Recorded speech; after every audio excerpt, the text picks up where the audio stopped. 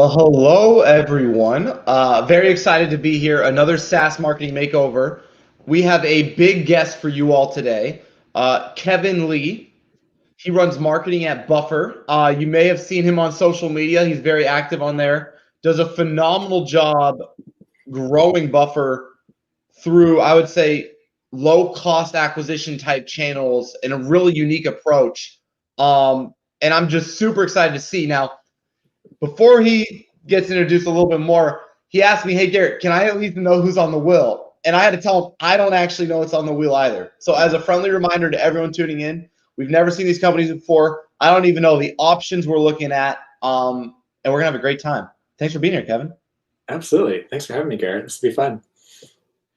Yeah, man. Are you a little nervous? What are you looking? Are you ready? I'm a little nervous. Yeah. I have a dog in here with me, and I left the door cracked for him, and he tried to get out and close the door on himself. So he's been a good distraction from the stress of what's going to happen here. So my mind is off of it. I know, it's so funny because some of us think on our feet, others like to think through planning, but this is very much impromptu on your feet. So as a first step, Ryan, can you pull up the wheel? Oof. All right. Okay, SugarCRM, WP Engine, On24. I don't even know. Good companies there. Hey, oh my Sugar. God. All right. So we are SugarCRM. We are going up against the world of HubSpot, Salesforce, and is there anyone else really? Zoho, I guess? Yeah, some big names. This is going to be a challenge for me because we don't do sales, so we don't have CRM software here. So I will have fresh eyes on this. It'll be great. Wait. So you don't even use the CRM software at all? No. Well, how do you tie your users in? What are you guys using? So we use Mixpanel, segments.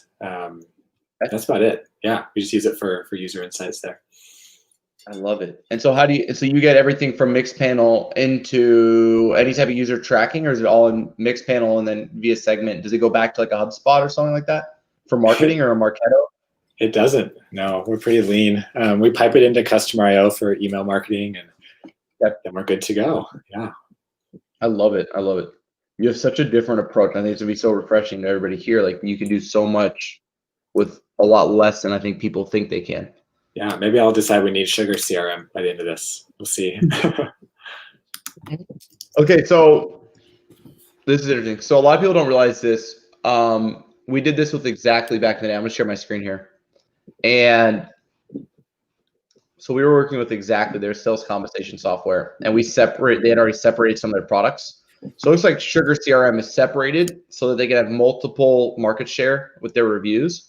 Mm-hmm. Let's see. I like to go to the 3-star reviews. I think that's always a good place for us to learn really quickly what people think they're good at and a little bit about their business. And this is the part like what problems we solved. Sugar was a good place to help manage customer contact information and possible sales opportunities that were upcoming for both the inside and outside sales team. It was a central database for both teams to reference, so the client relationship was very easy to maintain. Keeping track of who the decision makers are at each company, tracking sales for each client on a quarterly basis, determining what accounts we need to reach out to. So it sounds like most sales CRMs. So let's go to their website, Kevan, and let's see a little bit of what they got going on. Okay.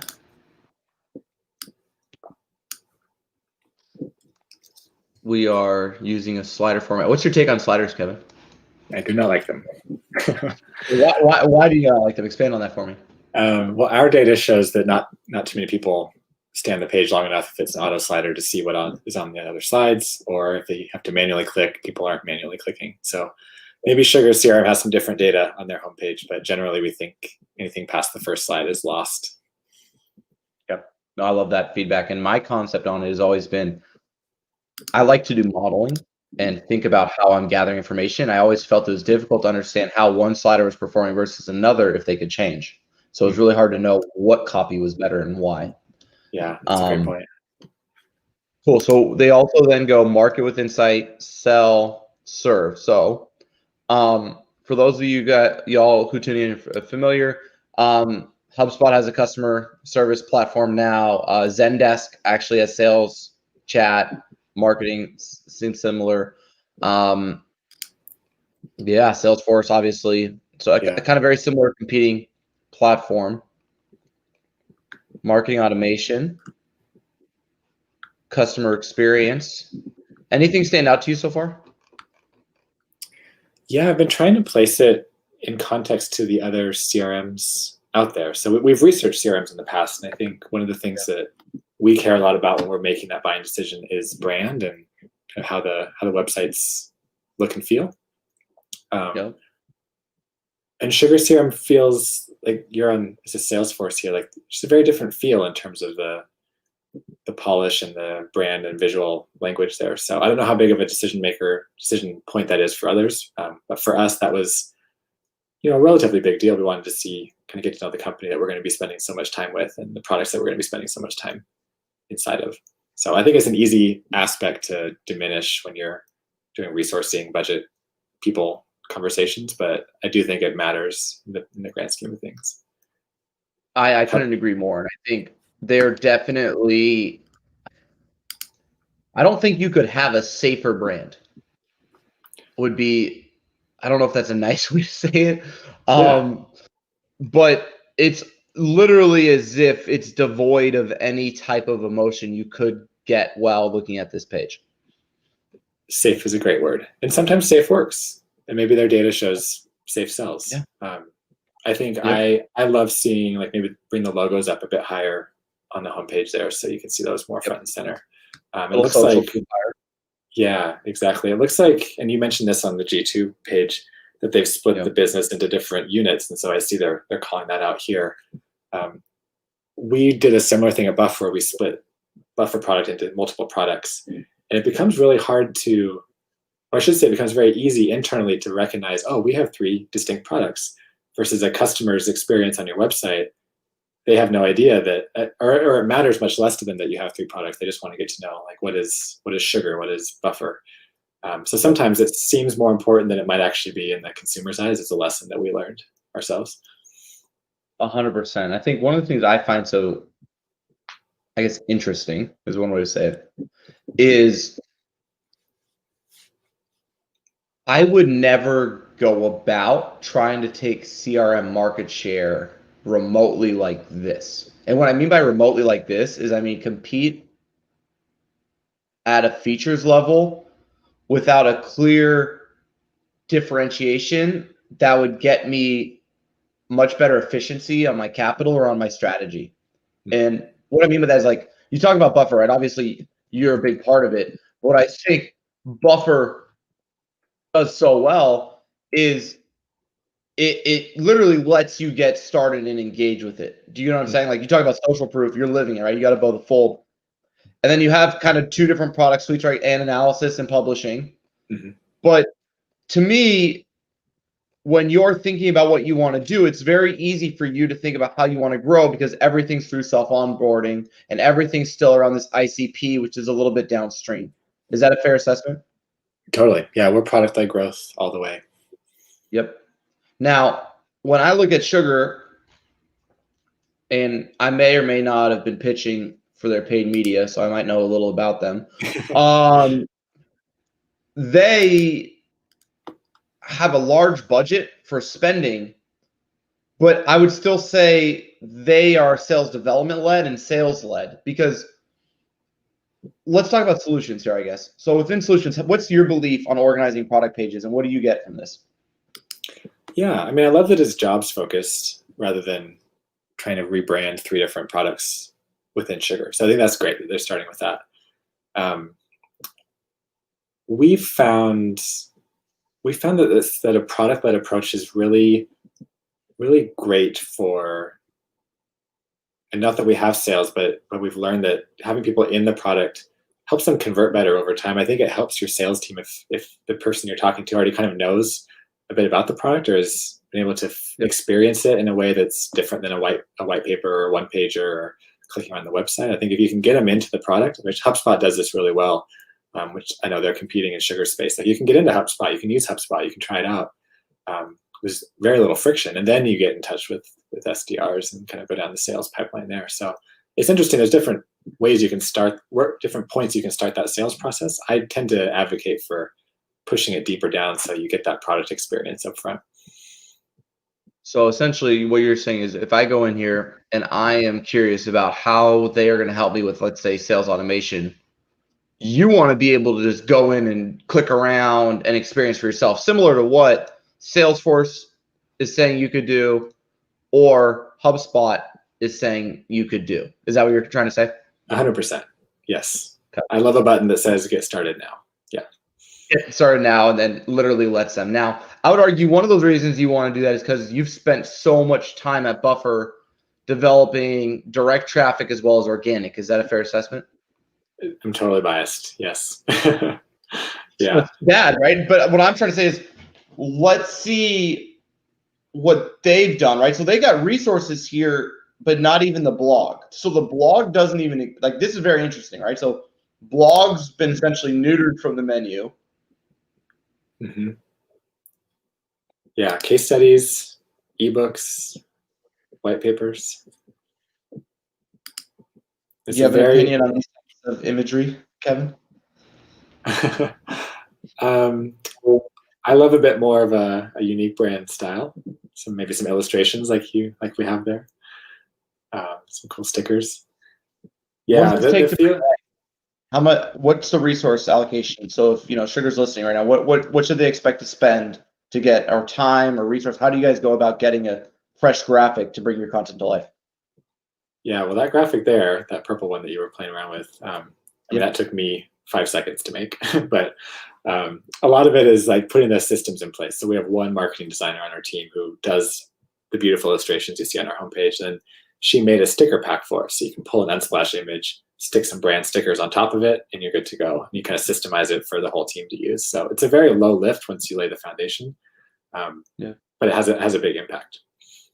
Okay. And then you decided to go with multiple publications so that your ideal customer, because you have guys like Joel, right, and yourself who've been really big advocates of making Buffer's culture a public record. So you have something dedicated to that, correct? Well, ironically, do you feel like that still has a positive impact on revenue when it's completely siloed from what your product actually accomplishes for the reader? It's so far away. Yeah. So Buffer is all about remote work, transparency, mission-driven work. And we view it as a brand play. So at the end of the day, we're going to differentiate from Hootsuite and Sprout Social by our brand, by the people who build the product that you're going to use. So we think it's worth it. But in terms of connecting the dots to ROI, it is a bit fuzzy. Okay. I was always curious about that. And I love your transparency around it, right? Of like, hey, if I want to go all in on being a mission-driven company, do you see a one-to-one correlation between people reading culture posts and deciding that they want a social media tool? Yeah. I love that concept. Totally. Maybe if we got SugarCRM, we could track that from website visit into user and back around. Exactly, right? I think it's like what Sugar has here. It seems like a pretty solid enterprise sales playbook that they're running.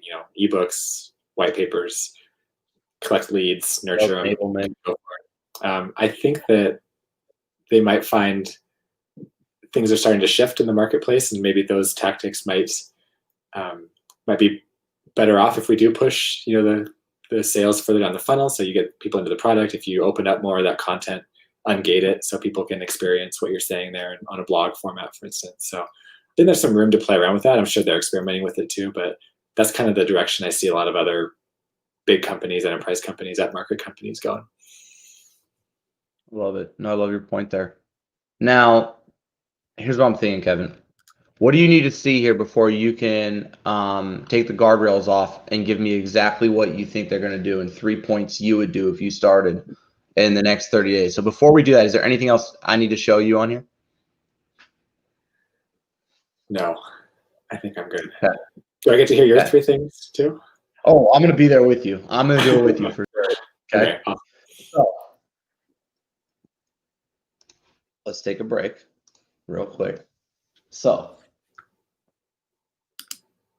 first impressions, we kind of looked at it. What's the feeling you get that your recommendations are going to be based on? What's your assumption that your recommendations are going to be based on? So we put a little context around it. My mind goes to differentiation. So why would I choose Sugar over the other CRMs out there? How can we bring that onto the page, onto the brand when you got that buying decision?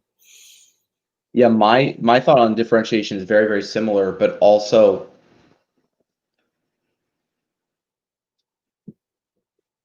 people assume bigger is better. I don't believe that to be true, but I believe if I have 3 tabs open and I'm looking at HubSpot, Salesforce, and Sugar, I immediately assume Salesforce has the best product, HubSpot the second best, and Sugar the third. So that's kind of the context of where I'm going to be putting my recommendations. I also have 4 SDRs at Directive that I still like oversee, and then I have a marketing team and then an AE team, right? So I am running a sales dev org, an AE org, and obviously there's directors who are running it, but I'm still managing with the executives those KPIs. So my thought process is also from building, right? Kevan has this insane ability to drive massive amounts of traffic to push self onboarding. And then I've had this very much differentiate and create leverage from sales development approach. And so I think it's gonna be really interesting to see how both of us, I think, are going to still end up somewhere very, very similar on what we would do different. So starting here, Kevan, what's your first big pillar that you would do different day one as CMO at SugarCRM?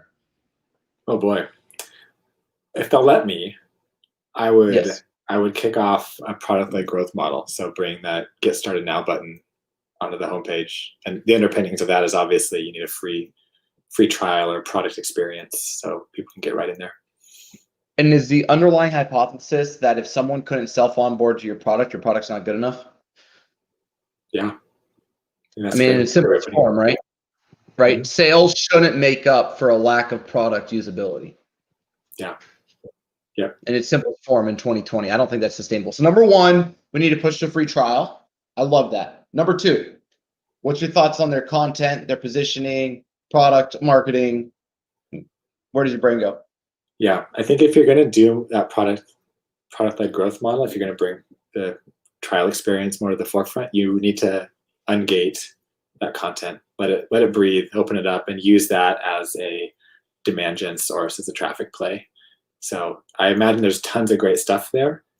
Repurpose it, split it into videos, podcasts, smaller blog posts. Like you can do so much with that content foundation and bring it outside of the paywall, outside of the email capture. Just give it to people for free. I love that. I love that. So we have free trials so that we can get people into our product earlier. So we want our product to sell us, not our people. We can get better revenue per head count that way. Number one. Number two, we need to ungate our content so that using our content creates this like funnels in. So when you ungate your content, how do you make sure, Kevan, in your mind, that it doesn't just lead to readers, but also users? Like, what's your take around that? Absolutely. Yeah. So you create the blog in such a way that you're capturing intent there. So whether it's through, you could still do an email capture, but not gate the content. So we do that with our email newsletter list. And then you can track those users through their customer journey, how many of those end up becoming users. You can have some advanced tracking on there. So track it through, we've done it with Mixpanel before. You could use any other analytics tools to see, given a user here, how did their behaviors go over time? Did they end up converting? Did they end up visiting the website? You can kind of build a lot of more data on folks as they touch all these different properties of yours. So there's some great tools to do it and then some great tactics to do it too. I love that. And is there a reason why you so I'm looking at Buffer right now. Is there a reason why you use start a free trial here and then on your primary menu you use try Buffer for business? Is there a reason you choose this segment on different, whether it's bottom of funnel or top?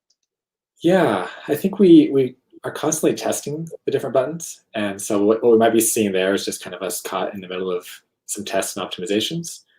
But we do find that try Buffer for business, that phrasing resonates. I think we were talking about this before the call, like, well, we're a B2B company, so Buffer is for business, but we also have a business plan. So like, what's the difference there? But I think that term business captures people in such a way that they might even skip the whole homepage and just go over to the business page to check it out. So we've just seen some good traffic and conversion rates with that button in place. I love that. And so you say I want to do free trials, and I say, well, why don't we do both? What's your take on doing both here? Because you're not doing both, right? You literally have self-onboarding entirely. What's your take on allowing someone who maybe wants a demo because they're an enterprise user? Have you found that to limit Buffer in any way? Do you think that's something? that they should be aware of? What's your take on dual call to actions? Yeah, I think it's okay to go that route. One of the things that we found can be tricky is if you lean too far into enterprise, and if you embrace it too much, you end up building for enterprise. Often the solutions that you build for enterprise are not the solutions that the rest of your customer base wants. So you're building something that 3 people are going to use. They're going to use it at scale, but your other 70,000 people are not going to find it as valuable. And so that's where it gets a bit tricky, is like, how much do you embrace that? You can get in touch with us to talk to someone if you want, but we're not actively pursuing that segment or building for that segment. We're building for the masses. I love that. I love that. And then what's your last pillar, right? So we've got Yeah. we've got self-onboarding, we've got ungated content. What's that third pillar that you think would really help SugarCRM? It's funny. My first one was make it free. My second one was make the content free. So I feel like I'm going to bankrupt Sugar with all my ideas. The third one is to focus more on the brand and the visual design. Bring some of that character out, bring some of that personality out, so you can differentiate a little bit there, or at least resonate with people when they come to the page. I get that might not be what their personas want today. So, if you shift to more of a different model and product-led growth or something, you might shift that persona too. This might speak to the enterprise persona. I kind of like a more playful persona out there, a bit more of a personal one. I love that. I love that. So, all right, should I go? Should I try? I would love it. I don't know if I can follow up on that, but so first thing I want to do is I want to encourage self-identification. So if I'm looking at this on a broader scale, I'm having diminishing marginal returns on increasing my sales development team because they can sell into literally any vertical. So my messaging doesn't get better with every net new send. My forecasting doesn't get better. And in pursuit of the open wide ocean, I'm just getting a little bit of mist on my face. And so I think the first thing I would do if I'm going up against HubSpot and Salesforce is I'm going to pick my most profitable market and try to expand there before trying to compete as broadly as they're competing today. So, and if I don't want to do that and I can't convince the board we should go after one market, I'm going to narrow in my product suite once again so that I can earn a reputation in one of these things. Does that kind of make sense? Absolutely. Sounds like differentiation. Yes, 100% on the differentiation side. And then once I know who I'm selling to, I want my copy, my imagery, and my emotional experience to then allow my ideal customer to self-identify. That's like, oh my God, finally a solution just for me exists. I want them to have that like come to Jesus moment on my website that you can't get in this like we're for everyone forward, so we're for no one current brand positioning that they have today, if that makes sense. Absolutely. Yeah. The all-in-one is very enticing, but I think when it comes to differentiating and speaking to a specific person, that's super, super powerful. It's been amazing for Directive, right? We're completely self-funded. I started the company with my business partner with $20 in my pocket straight out of college. And so no debt, no anything. And every time I focused us, I get better return on my capital. And I found that interesting. Number one. Number two is decreasing psychological friction. They have so much friction between me and actually working with them that it's scary. Like first name, last name, business email, business phone, title, company name, company size, solution, as well as please email me all at once. And I literally don't know when I'm going to get the demo, what happens with the demo, and why. So, I mean, we did everything for Sumo Logic pre-IPO. Here's an example of us doing a lot of what you're talking about, Kevin. Start your free trial today. Value Beautiful. prop of what actually happens if you do. Social proof on the side, right? This, to me, is a world-class experience. I'm leveraging things like Clearbit enrichment or Zoom info reveal or Clearbit reveal, whatever that is, like data, like services on the back end to enrich it. No credit card required. Like all of this stuff. If you just took this environment right here and put it right here, I bet you would grow leads by 25% in the next 30 days. Brilliant. So that's my first thing. Second thing I would do. And then the last thing, I need to have some gusto, some like flag in the sand. I need to make HubSpot and Salesforce the devil. I have to figure out some reason why we are doing something special for the greater good of humanity to save them from a Salesforce HubSpot dominated world. I don't know what that is right now, but I need to do something that's like aggressive. I need to like start calling out with like competitor pages why we're better than Salesforce. I need to not pretend like I live in a world where no one thinks I'm the little brother in the corner. Like I need to figure out how to puff my chest out and say we are the best and everyone else is only big because of their funding, is only big because of whatever reason, and they fooled all of you, and here's why. And if I don't get that aggressive, I don't know how I could get traction. Does that kind of make sense? Absolutely. Yeah. I think what comes to mind is acknowledging that everyone already knows HubSpot and Salesforce. So just come, like, beat them to the punch. What's different about you? I think that's great. Yeah. And to me, if we could do that in its simplest form, it could change the game around. Like, I think so many small players, like myself included, are always scared of like, well, what if they hear about these other agencies? Instead of controlling the dialogue and be like, yes, everyone has heard of everyone else. Show why you exist, like why the world's better because you exist, not like why your company makes money because there's enough room in the market for a third player. Which Absolutely. kind of, to me, SugarCRM's whole thing looks like to me like they're kind of just trying to scrape revenue off the bottom of the market, right? We're going to have the same service lines. We're going to do all the same features, and there's room for us, and we've got a great business. But I don't know if that's a marketing strategy. I'm not saying that's a bad business. I'm just saying as a marketing strategy, I don't know if that makes sense. Yeah. I wonder what you think of this. So if you think of like Coke and Pepsi, if Pepsi comes out and says, we're the Uncoke or we're the number 2 soda brand in the States, like owning your place in the market, I think that's an interesting marketing strategy. I don't know if it fits with folks, but like saying, yeah, we're the number 2 CRM tool out there. That might place you in a certain category in people's minds, or they don't like HubSpot for some reason. If it's costs too much or too much there, they know that, oh, this is the alternative to that. I think entirely like the cola brand for people too smart to drink Coke. Like, to me, that's a real like positioning statement that you can build off of. We do everything they do, but you've never heard of us.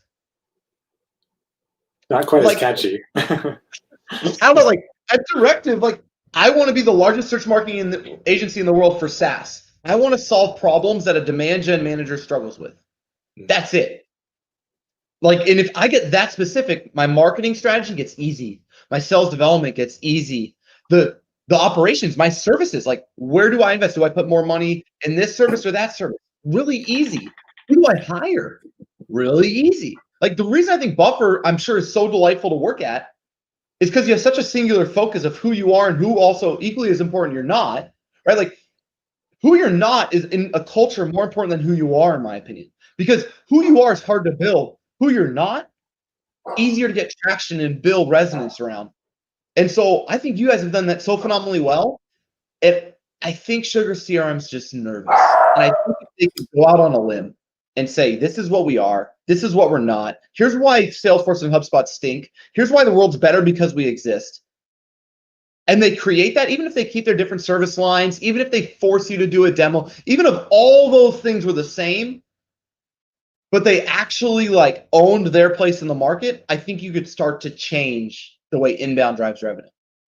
Absolutely. Yeah. And to your point about focus, that's such an important piece of brand. And I think that if once you figure out that focus, brand becomes so much easier. That brand story becomes so much clearer. I don't know if you hear my dog in the background. He agrees. He found his way out of the room, went to bark at something. But yeah, I love the idea of focus for so many different parts of marketing. I love it. I love it. So in closing, is there something you want to leave the audience with, Kevan, today, that when you see all this, your experience at Buffer, self-onboarding, is there anything that, we talked about the 3 things, but is there anything that people should be aware of if they feel like they're in this like if they feel like they're SugarCRM, if people are watching this and they feel like they're SugarCRM, where self-onboarding is hard, that it's not part of the ethos of the company, how do they get from what seems frankly a little bit of a legacy digital strategy that Sugar has to maybe of the new guard of like product-led marketing, like Buffer? How do people go from one to the other? What does that look like in your mind? Yeah, it's a good question. One of the quotes that I try to live by is, give freely because there will always be more. And I think that idea of generosity is something that consumers almost are expecting now. And consumers, I say that consumers, but also in the B2B space, the end user who's out there looking for tools to use. So being generous with the content that you have, with the information that you have, with the product experience that you're hoping to create, I think that mindset is really useful. And then that'll trickle down into the decisions that you make, whether it's a free trial, whether it's a blog with free content, whether it's content like this that we're doing together here, putting that on social and things. So I think that mindset becomes really important when you're trying to shift gears. I love that. I love that. The team just shared with me their presentation. So the whole time we were talking, Kevin, they built a PowerPoint. So we're going to share with the audience, and then we're going to put a bow on this. So show us it's good, but could be a little more powerful for the user. Slider hero image can be difficult to attention to the slides. Brand seems a little safe. Is there a way to improve the user experience and the call to action to help the user get started right away? Missing element in the product pages where visitors can explore first without being asked to contact sales. Why would we choose Sugar over other brands? There's a missing differentiator that shows the solid why they're the winning option. Opportunity to grow the brand style with imagery and tell their story. Landing pages are stuck with friction, so let's simplify. I love that. So the 3 pillars: product-led growth model. This way people can test around for themselves and get associated with the product. Free trial for the win. Ungate the content and use it as an organic traffic play. Upgrade as well so that content is broken in categories to speak to specific audiences. And then brand, baby. Resonate with the audience and differentiate. How are we doing something that will turn heads away from HubSpot and Salesforce? I think that's a huge question. So let's empower the brand and stay focused on the niche audience. How can we tell a story that stands out over the big competitors to show why they exist? Let our product sell itself to start. Free trials are powerful. And then if it's time to stand out, go out on a limb and show why we deserve our audience's attention. And that, everybody, is a complete makeover. Amazing. Your team rocks. That was a smoking presentation too. 30 minutes. Brian and Ashton, shout out from Kevin. Don't steal them, Kevin. They were lovely. I love them. No, and thank you so much for being here. How can people follow you online? Yeah, so I'm Kevan Lee, KevanLee, and that's Twitter, Instagram, LinkedIn, you name it. And my website is www.kevanlee.com. I love it. Well, thank you so much for being here today, Kevin. And thank you, everybody, tuning in. That's the SaaS Marketing Makeover for SugarCRM. Bye, everybody.